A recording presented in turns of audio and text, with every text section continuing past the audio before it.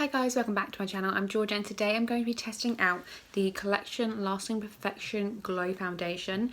This is, I believe, like the sister version to the foundation I tested out recently, which is the Collection Lasting Perfection Foundation. That one is a matte one, but this one says this is Probiotic Technology Dewy Finish. So I'm hoping this one might be a little bit more forgiving than the other one. The other one was quite matte and not say dry looking, but because it's matte and it did dry down, it was kind of dry, you know. But yeah, feel free to go and watch that video if it's something you're interested in, but I just wanted to test this one out because I am more into like glowy, dewy, natural looking foundations nowadays compared to when I was younger. I used to try and wear a lot of matte foundations. My skin was a lot more oily and everything. This is a new release. I don't think there are many shades of this, again similar to the Lasting Perfection one, but they did have a few descriptions of the shades on the website. So this one said Porcelain, and I believe it was like very fair with neutral or very fair with yellow undertones or something like that. So it did have a description, so it kind of does help when you are looking for these shades, but otherwise it's not a massive shade range that I know of. To go with that foundation, I picked up the Lasting Perfection Sheer Loose Powder in Illuminating. This one has almost got like micro glitters in it, and I just thought it was a really nice alternative and something different to try rather than just a full-on matte powder. But this one is only $2.99, so I wanted to give it a go, and if I don't really like it, it's not that big of a deal, that much of a waste. I thought if it is too sparkly or anything, I kind of use it more as like a highlighter topper, so go and put it on top of my highlight and stuff like that, I was thinking, or on top of eyeshadows and stuff, which look really nice.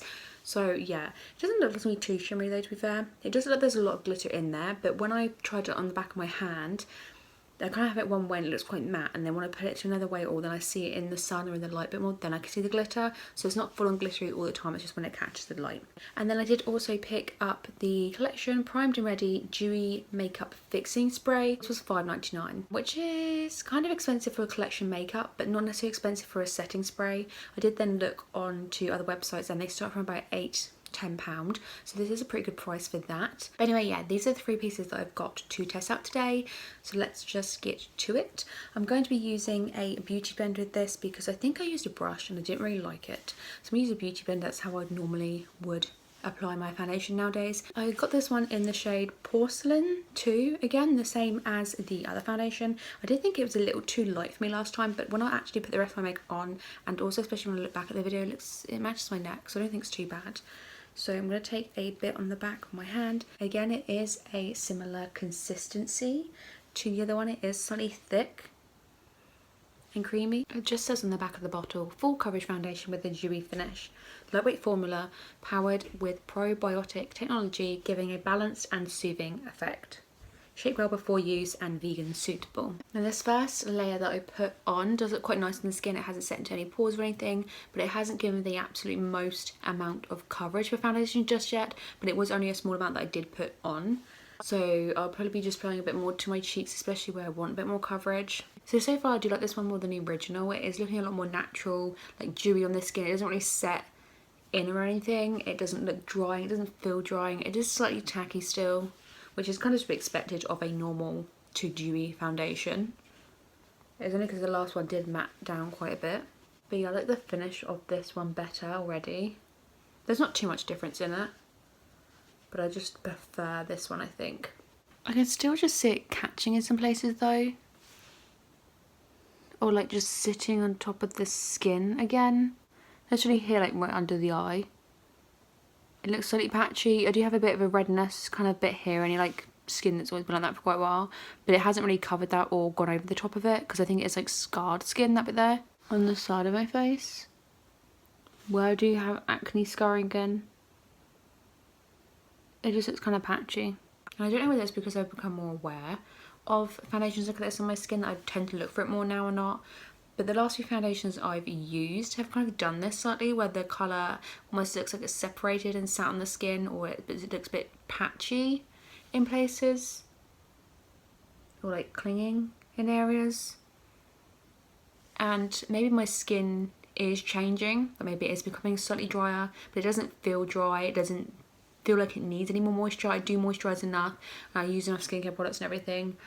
Maybe this is a case again of it's a foundation, it will definitely need a primer underneath it for it to work for me, because I tend to I don't always wear primers anyway. It's only really if I have enough time to sit and do my full routine that I will start with a primer, or I really want it to do a certain thing that I'll start with a primer, which maybe I just need to start adding a primer into my makeup routine.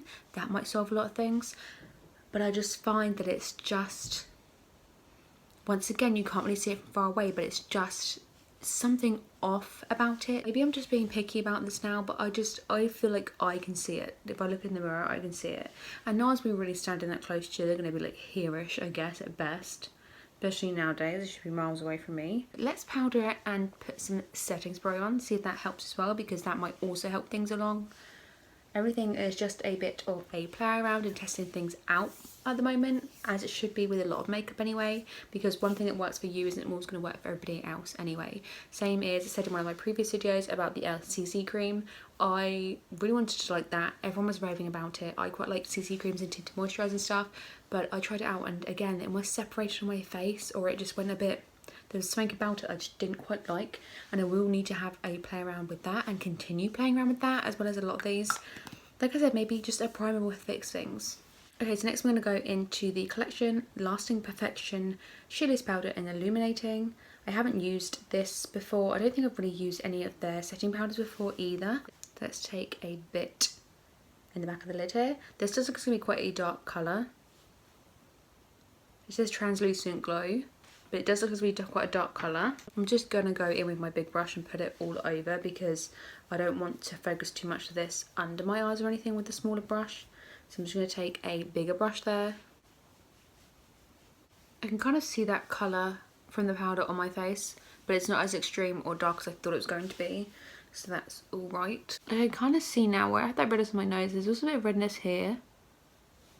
Almost where it's patchy and like the colour is coming through, or the colour's moved, or it just hasn't covered it very well. Anyway, the powder, you can't really see the glitter too much. I thought I'd be able to really see it on my face. It might be different if I go out into sunlight or something, or be under like a fluorescent light or something like that, but you can't really see it too much. Every here and there you can see a bit of bit of glitter, but a very small sort of amount. It's not massive to the bit where it's like, oh, you've got a bit of glitter on your face, let me get it off for you. I guess just on to the setting spray and see if that helps at all. I don't think it's going to. So I'm just going to go and spray a bit of this on. The spray on this is alright. It was quite a fine mist and quite sort of like big, but there are a few like random bigger blobs on my face of the spray. So it just depends if this is the sort of nozzle you like, because it is just a regular spray type nozzle. It's not too bad. It's not to the absolute extreme. So this is it. Nothing that has really blown me away or anything. Nothing that is absolutely really bad. There's just a bit of patchiness, clinginess, or like a separation of some sort. Once again, it could very well be my skin and me needing to put a primer underneath it, but without a primer, for me, this doesn't seem to work. This foundation, again, from far away it looks alright, but just up close, it has kind of got patchy or like lost itself. Makes no sense, but like, I feel like it might just be my skin, but my skin isn't even that dry. Even if it's starting to get dry, it's not even that dry. So this would not work for you if you have dry skin. And it's a dewy foundation, so I don't know if, well, it probably would work for some with oily skin, because this is what it's doing to me. But I don't know. Again, I don't know.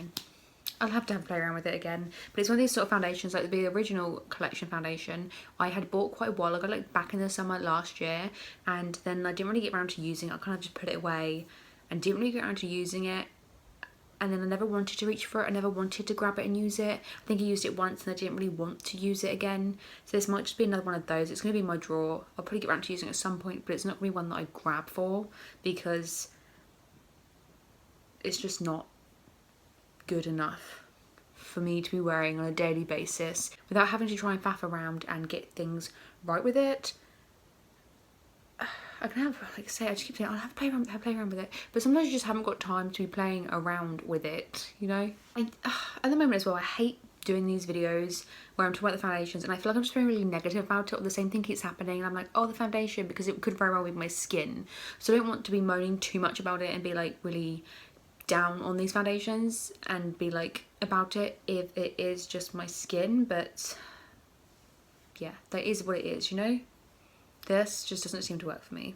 Sorry. Anyway, thank you so much for watching. Let me know if you've tried this foundation or any of the other collection foundations, because I think they have a few, and what you think of them, whether you think a similar thing or whether they work for you and how you get them to work for you. And also any primers, I guess, hydrating primers, anything. I'll take anything at this point. Thank you so much for watching. Thank you if you see this end bit, thank you for watching to the end, and I'll see you again soon. Bye. Give it a good shake.